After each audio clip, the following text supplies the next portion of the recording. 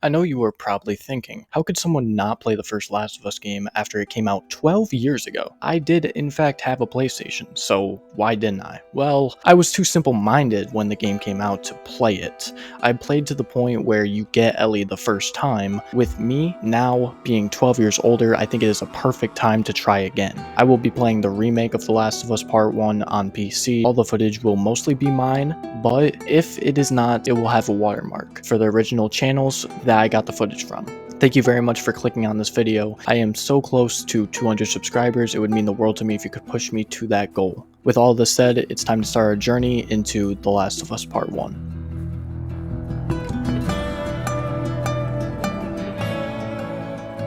The game starts with a girl laying on a couch. Her father walks in and wakes her up. She gives him his watch back, which he actually broke. He brings her into her room once she falls asleep. I got up, then found the card she was going to give to Joel for his birthday, and it made me tear up. It shows that even though Joel wasn't around much, always working, which strained their relationship, but they always still loved each other. He wasn't always around, but to her, he was still the best dad in the world. We make our way downstairs looking for Joel. We see an empty room and enter it. Joel enters the room from outside, panicked, like he's scared for his life, asking his daughter if she's okay. For a few seconds, we don't understand the severity of what's going on or what's going on in general. He speaks about the neighbor being sick, then the neighbor starts running into the glass. He breaks through while Joel tries to tell him to back down. He had to kill him since he wasn't infected. This shocks the daughter, sending her spiraling. You shot him? Sarah. I saw him this morning. Listen to me. There is something bad going on. Watching the father-daughter dynamic while they try to escape with Tommy throughout this opening, and watching Joel do everything he can to protect her, like, it's so beautiful of an intro. The remake makes the pandemonium so much more impactful. You can really see the destruction and desperation. All of Joel's efforts to escape get ripped away when a soldier sees them. Yes, sir. Somebody, we've just been through hell. Okay, we just need... Shit.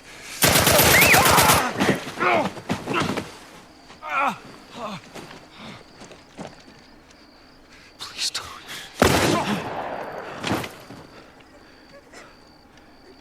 Oh, no.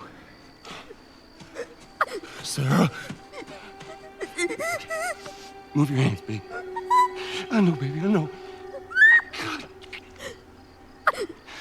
Listen to me, I know this hurts. You're gonna be okay, baby. Stay with me. All right, I'm gonna pick you up.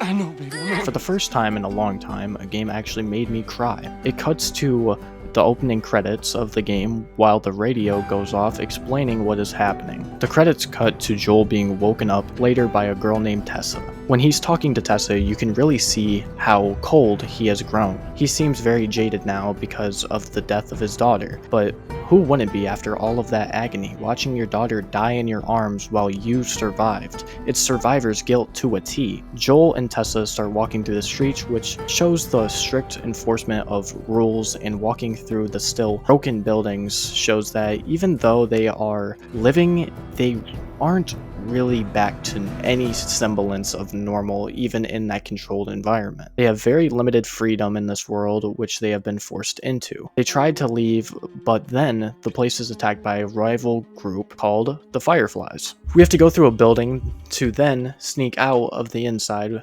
There are spores, which makes us put on our gas mask. We make our way through this close quarters hallway, which then shows the first moral dilemma that comes when a man is trapped with a broken gas mask. He asks for help and not to be left like that. We have three options: help him out just for him to eventually turn because of the spores, leave him there, or end his suffering. Right then, right there. The game only lets us do two options, so I personally decided to end his suffering. It was the most humane thing to do, but I love when games give us things to think about and carry as our own decision. You can find notes of people who have passed, which just adds to the game's world building.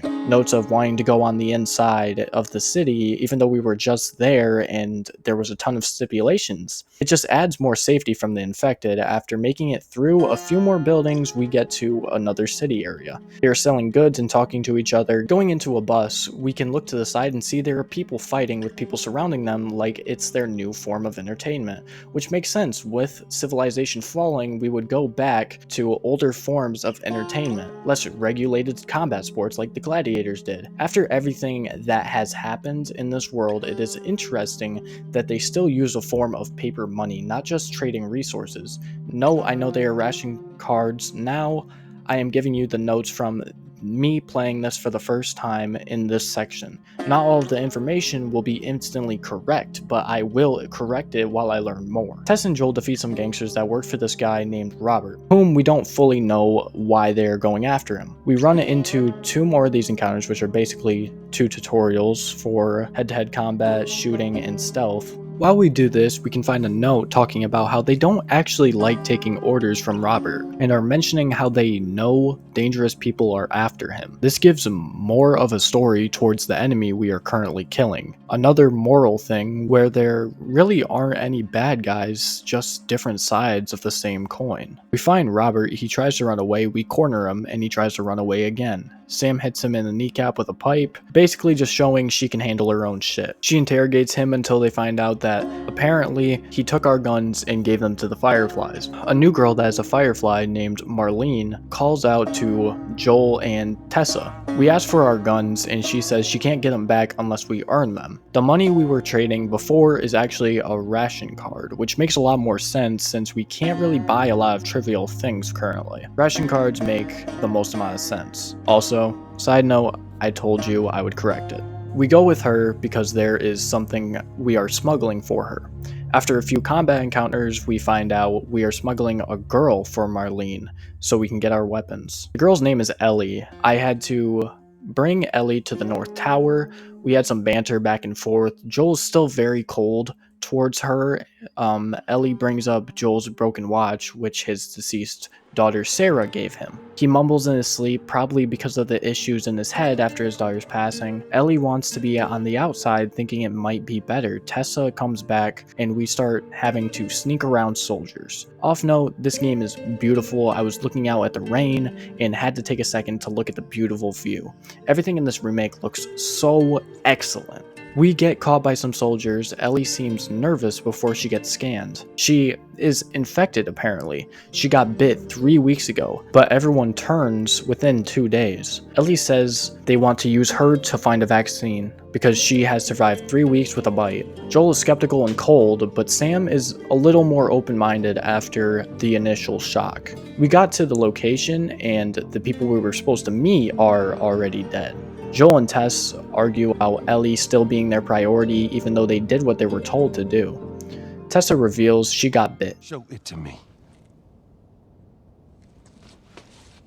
Oh, Christ.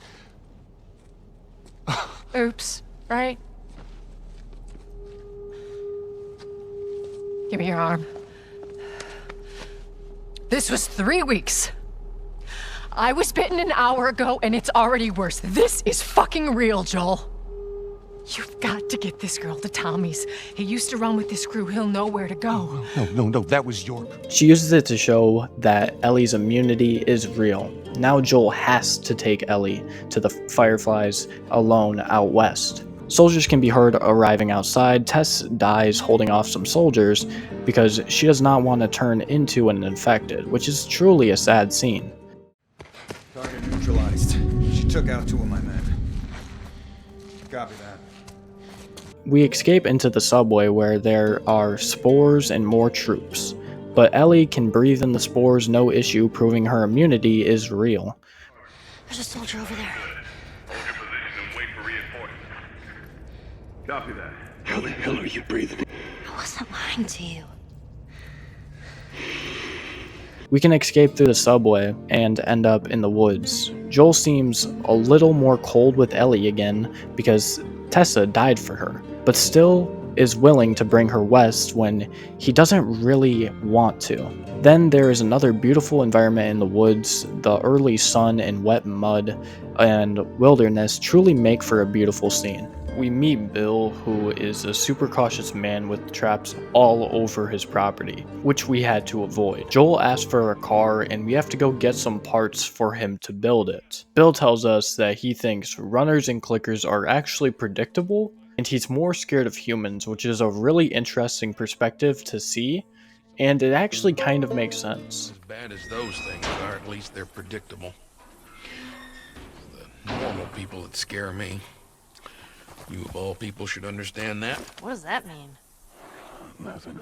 He mentioned something about caring about someone, having a partner, and that, quote unquote, it's only good for getting you killed. After a failed expedition at the school to get a battery for a car, we go to a house, we see a man hanging who was Bill's partner. He got bitten, then decided he didn't want to turn into an infected, and ended it. It's an emotional scene. They find out Bill's partner actually had the battery in a truck, and we use it to head west and listen to some tunes. Here.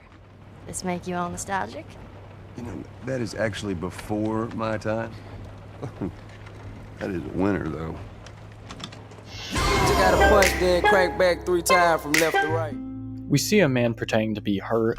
Joel knows this, but Ellie tries to get him to stop for them. Then an entire gang pulls up. They try to kill us, but we make it out by the skin of our teeth. They were hunters, and we can actually find dead bodies and burned remains of humans after dealing with them. The scariest part of the game so far was this. Oh, shit.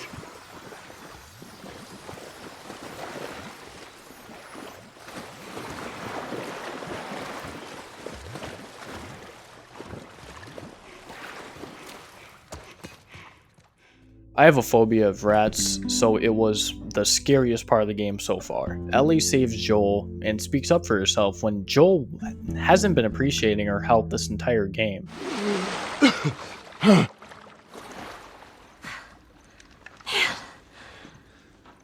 I shot the hell out of that guy, huh? Yeah, you sure did. I feel sick. And you just hang back like I told you to. Well, you're glad I didn't, right? I'm glad I didn't get my head blown off by a goddamn kid. You know what? No. How about, hey, Ellie, I know it wasn't easy, but it was either him or me. Thanks for saving my ass. You got anything like that for me, Joel? Eventually Joel does sort of say thank you, but still not much of a thank you. And just so we're clear about back there, it was either him or me.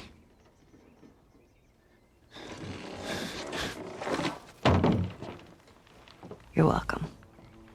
Joel finally gives Ellie her own gun, which shows at least some type of growing trust towards Ellie. It's for emergencies only.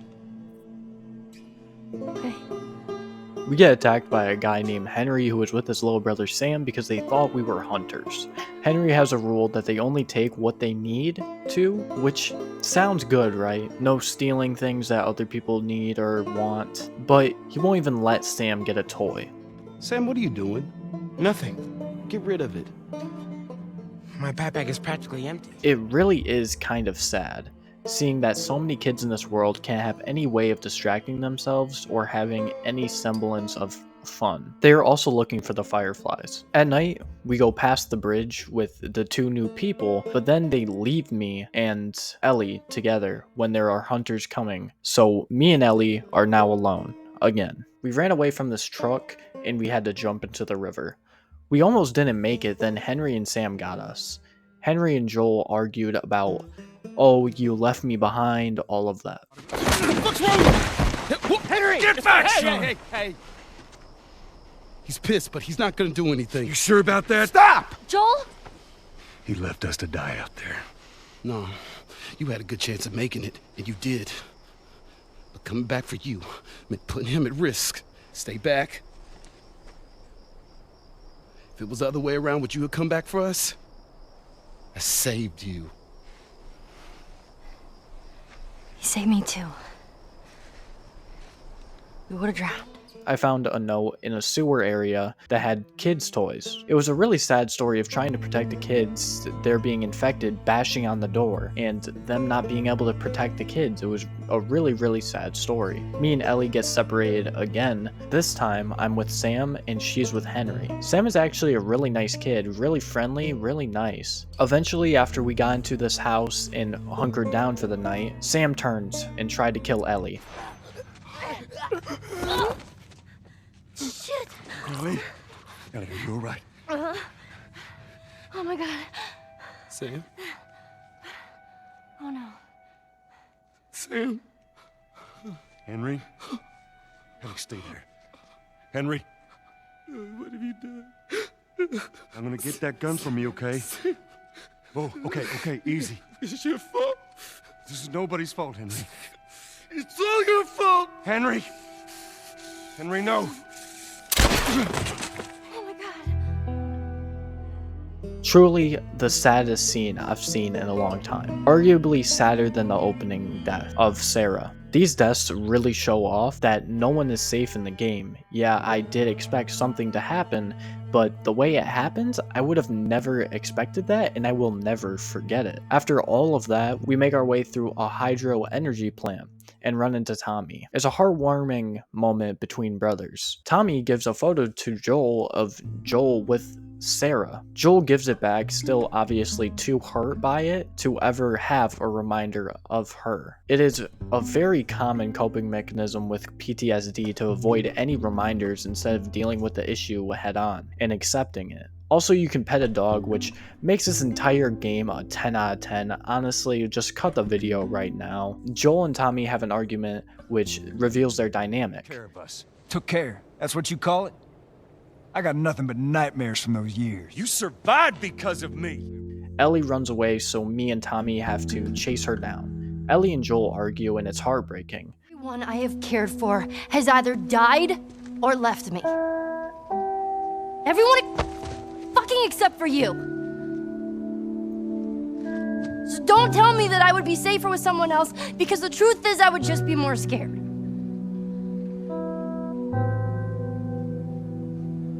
You're right.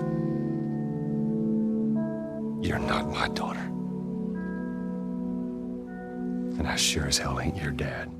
Ellie confessing that she loves him like a father, but him dismissing her is truly one of the gut-wrenching moments this game does so well. This entire game is full of emotional moments that truly makes for a gripping story and game. The gameplay is less of a focus and more of a segue for the story to be more engrossing. A lot of games try to do this and fail, but Naughty Dog never fails in this department. Joel decides that instead of handing off Ellie to Tommy like the plan, he wants to actually take her to the Fireflies, really making their growing fondness of each other visible. We arrive at Colorado University. On a bloater in the basement of a building in the Colorado University, you can find a dog tag which was once a Firefly named Joe Warren. It shows how every infected, even though they are just enemies or we might call them names, were actually a person with a story. We listen to an audio message, we skip through it until we hear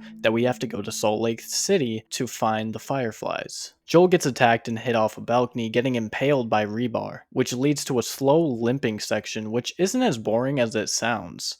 It shows Ellie being protective of Joel and saving him multiple times. This is the first time that Ellie has been shown to be able to hold her own very well. She takes care of him throughout this time. It cuts to winter, where Ellie kills a rabbit, showing she is no longer just a scared girl or a girl with a smart mouth, she's a survivor. We meet a guy named David. We have to go through a few encounters with him. He seems kind, but then it suddenly takes a dark shift. Sent a group of men out to a nearby town to look for food.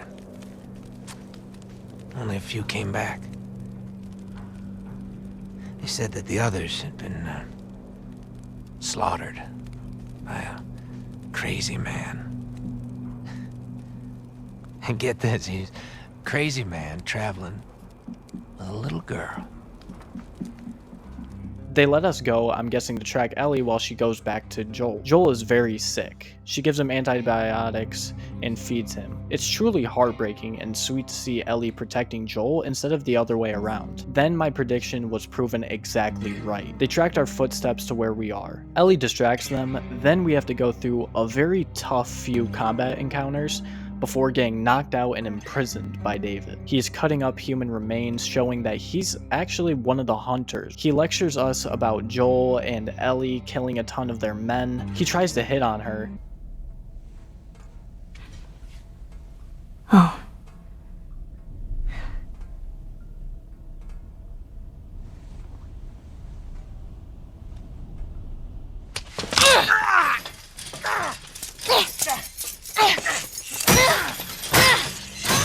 but all of her attempts were in vain. Now he is threatening to cut her into pieces. Joel finally awakes. Still sick, but much better than a few days prior. Joel beats and tortures the men to get the information on where Ellie is. Is she alive? What girl? I don't know no girl. Fuck! Focus right here, right here.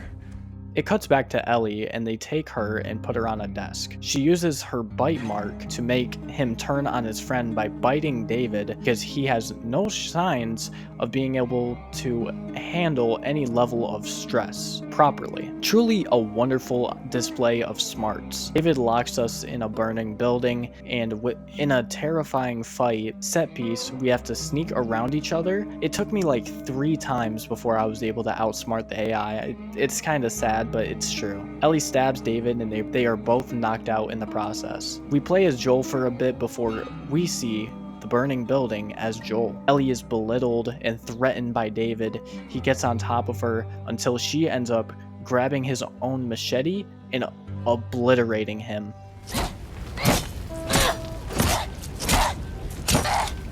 Ellie! Stop! Stop! Fucking touch me! Okay, it's me. It's me. It's me. Look. It's me. It really shows how much of an effect David had on her. He had hurt her to the point where she went animalistic. It's truly sad but oddly satisfying to see her truly give him what he deserves after everything he did. It cuts to spring and we find a giraffe. It's so beautiful watching Ellie see a giraffe for probably the first time. Come on. Hey there. So fucking cool. The one giraffe wasn't alone either. It had multiple other giraffes with it, which is a beautiful visual. With how rare the happy moments in The Last of Us are, they are truly a sight to behold when they do happen. Joel and Ellie share a moment talking about a camp they kept him in after Sarah passed. And everywhere you looked, you just saw families torn apart.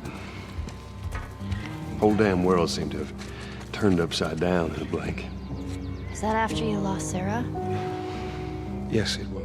Ellie gives Joel a picture of him and Sarah. It's an amazing part of the story because he doesn't even get mad this time. The more he's been with Ellie, the more she has warmed his heart. Ellie and Joel almost drowned. They get found by the fireflies that save us. We wake up in a hospital bed with Ellie not in sight. We have a conversation until they reveal that they would have to kill Ellie for them to get the vaccine from her DNA. That's why she's immune. Once they remove it, they'll be able to reverse engineer a vaccine. A vaccine. But it grows all over the brain. It does. It's truly a devastating reveal. Joel gets marched out until... Where's the operating room? I ain't got time for this. Where? Top floor, the far end. After that, he goes from room to room, floor to floor, massacring everyone. Then, he eventually gets her and runs through the hallways until he gets to an elevator and goes down. He then has a gut-wrenching conversation with the girl who told him that she would need to die for the vaccine. Look. You can still do the right thing here. She won't feel anything. It cuts to him being in the car. At first, it seems like he might be alone, until it slowly pans to the backseat where Ellie lies. When she wakes up, she asks a bunch of questions about what happened with the fireflies, all of that, and he lies saying there are actually dozens of people just like her and that she's nothing special to them. It cuts to him killing the woman that told him. After all that trauma already, Joel takes her for a hike and she makes them wait up to tell the story of her bite. Back when I was bitten, I wasn't alone. My best friend was there. And she got bit too. We didn't know what to do. So, She says, let's just wait it out. You know, we can be all poetic and just lose our minds together. I'm still waiting for my turn. Truly amazing storytelling, but devastating. Ellie makes Joel swear that everything he said was true. Swear to me that everything that you've said about the Fireflies is true. I swear.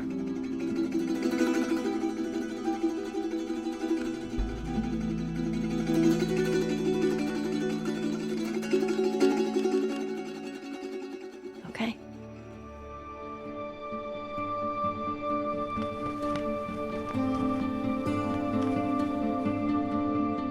It took me roughly 11.2 hours to beat the game, including time I was taking notes. Only 11 hours, but I have felt almost every emotion a human being can. Naughty Dog games are always called an adventure or a roller coaster, but this is a different type from the action-adventure roller coasters of Uncharted. This is a real roller coaster, not just set pieces for action, but a truly gut-wrenching experience I sadly never played before this week. This game is perfect. The only flaws I could think of are all personal. Like, I didn't find a workbench tool until the last half hour of the game, but that's personal things. I think it's more of a thing for New Game Plus, which I don't usually play. I think the story is a 10 out of 10. I left a lot out of this video because I didn't want a 3-hour long video. Experiencing it yourself, even after watching this video, is something you should definitely do for yourself. I truly can't do this game justice. Thank you for watching. I appreciate any interaction with this video. Comment your favorite scene from The Last of Us, or even how much you hate my video. We all need constructive criticism once in a while. I understand completely. I spent over 20 hours on this video, so please just at least enjoy it. If you enjoyed it, then I have done my job. And if you enjoyed it enough, like and subscribe, but most of all, enjoy it. I make content for others to enjoy, not content for me to watch a number go up. Thank you for watching. See you later.